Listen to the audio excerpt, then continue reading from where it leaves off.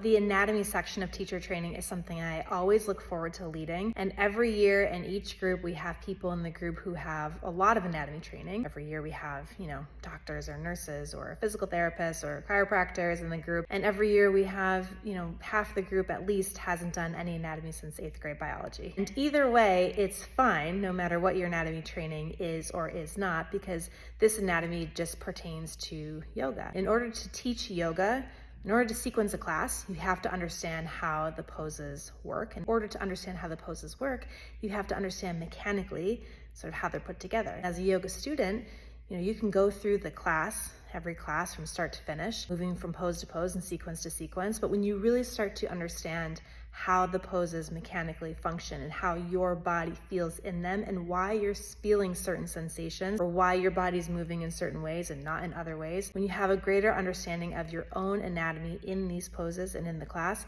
it grants you such a greater ownership of your own practice. And I think when you have greater ownership of your practice, at least for me personally, that's when my yoga became much more fulfilling. Just brought a lot more joy, honestly. Anatomy and teacher training, it's one of my favorite parts.